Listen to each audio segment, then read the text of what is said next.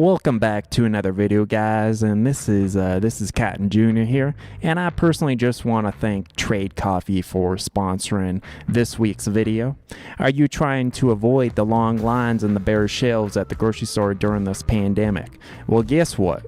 Trade effortlessly delivers coffee right to your door, and you'll never have to go without your morning cup again. Here's how Trade works. It's real simple. Step 1, take the online quiz and tell Trade how you like your coffee, and they are going to make some matches just for you. Step number 2, choose your delivery frequency, and it'll magically appear at your door fresh from the roaster. Step number 3, you want to rate those matches that Trade made for you so that they can continue to delight you with coffee you'll love. I drink my morning coffee doing all kinds of things to get my day started, and guess what? The first 100 viewers who click the link below will get 30% off their first bag when they sign up. And guess what? Free shipping is included as well, so try it out. Good morning, guys. We're back at it again. Now we're laying the foam for the second story, and I must say that doing this second story has been so much more enjoyable and less stressful than the first floor. I don't have any major time constraints or anything like that, so I've been able just to take my time and work at my own pace. And I still made some critical mistakes, which we did fix, but we'll go over those in just a little bit and kind of show you what I had to do.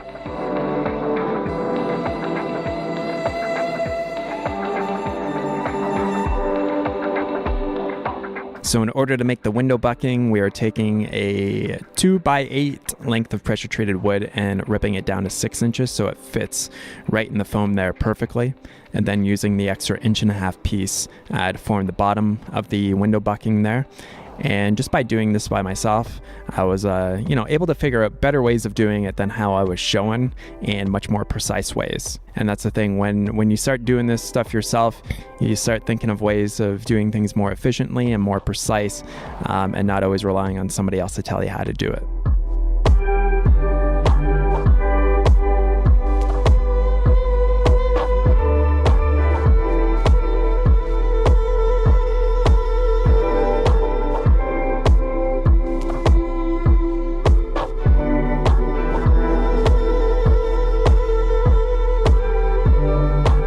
Many days while I'm out here working, I really feel truly blessed that I'm able just to be able to spend so much time on working on the house here and just kind of doing it by myself. It's been, almost like a meditation, and it's been really enjoyable this time around. Just makes me realize, I'm like, man, I really enjoy what I'm doing, and it's been fun. It's been with challenges, but that's with anything that you do. There's always going to be some challenges. So I figured that this would be one of the best ways to hold the window bucking square while I get those 45 angles in there. And there's always like little things that I'm picking up from watching people on Instagram and stuff, and I didn't realize that that little thing that kind of sticks over and will hold a piece of wood on the saw there could be used as a stop. And I was like, that's a great idea. Now this is where the trouble started right here. So these windows, I bucked them out, or I made them to be 5 feet tall. And when we were putting them up, Hannah was like, aren't those windows the same height as the ones on the first floor? And I was like, no, Hannah. I'm like, on the window schedule, it says a 5x5 window and a 4x5 window. But when I looked at our window order, sure enough, it was a 5x6 window. So these are all supposed to be 6 feet tall instead of 5 feet tall. And that means I have to take them down and rebuild them. And not only did I have to take them down, rebuild them, but I had to take them out, rebuild them, and then cut them lower at a later point when I realized that I made a boo-boo. So a much better way of being able to cut out the window bucking with the foam here is just setting up a laser level like I have right here. So I can make some marks on the foam, and then I cut it out with a circular saw. On the original video that I posted when we did the first story, I used a Sawzall to cut them out, and the circular saw just makes such a cleaner and straighter cut, and much easier than doing it with the Sawzall if you're looking for perfection.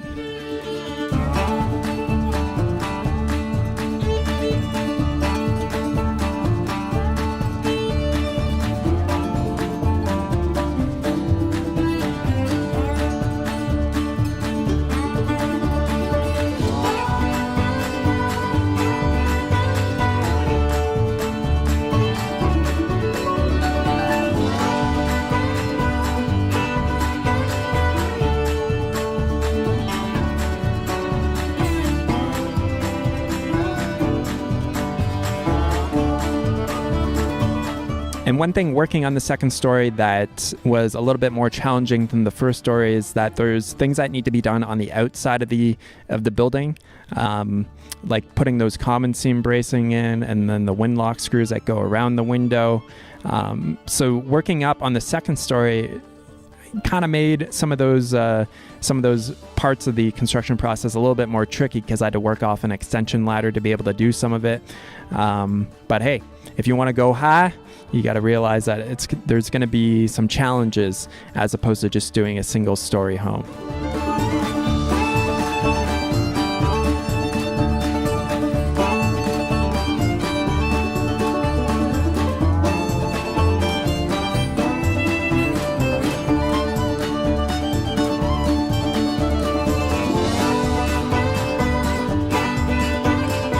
So the way that you build with ICF is you start at the corners and then you work your way in towards the common seams.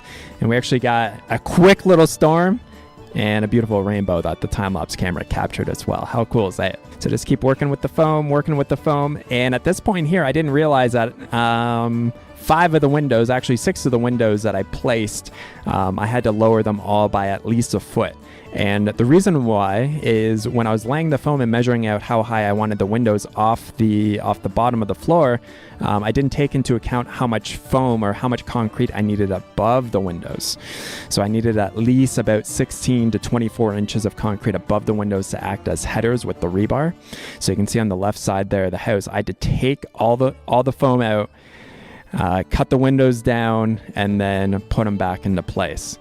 And I had basically a very stressful evening or stressful morning when I realized that on those big 3 south-facing windows that Hannah and I put in earlier, I had to lower them by a foot because I only had about 4 or 5 inches of foam over top of the window.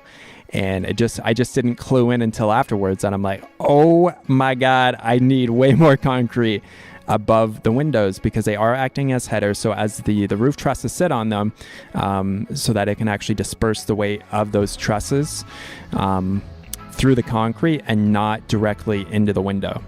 So but it just took me an extra 2 days to fix all the mistakes that I made.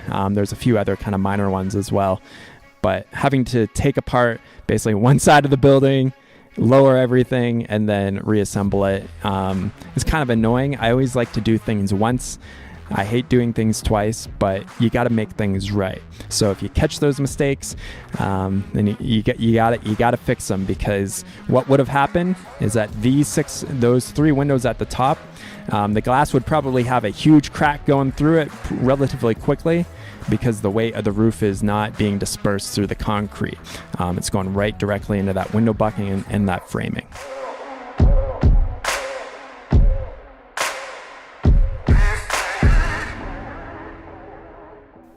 Now that we've got pretty well all the foam laid up, we can start attaching all of our bracing. I think this should be done at a bit of an earlier stage, but it just kind of made it easier with the tight working quarters, just to get all the bracing up afterwards and make sure. I do double check that the corners are plumb as I'm going up, but getting this bracing up is really important, especially in a windy area, because that foam block will it moves in the wind quite a bit, and it could actually blow a wall over if you don't have it braced properly.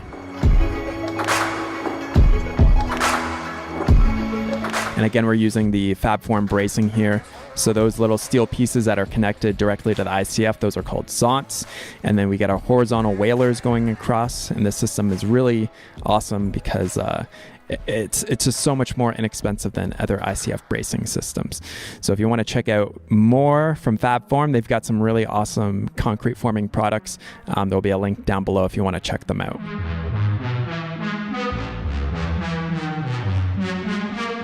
Now on this side of the house here, I wanted to make a temporary walkway so that I could put a ledger board up. So you can kind of see where basically the first story and the second story kind of end where the foam blocks are discolored differently. So we didn't do this ledger board on the first board because it's on the next level of ICF block, just a little bit higher. But again, just using some of this fab form stuff, creating a temporary walkway so that I can get the ledger board up. I'm not showing the ledger board install because I showed how we did it on the first story. We're just putting it up the same way.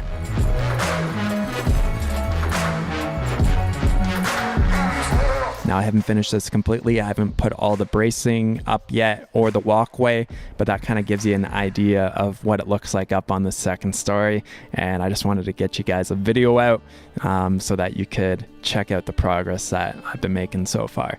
Really happy with it and ready to pour concrete very, very soon. And remember guys, thanks so much for Trade for sponsoring this video. And Trade is giving the first 100 people who click on that link below 30% off your first bag of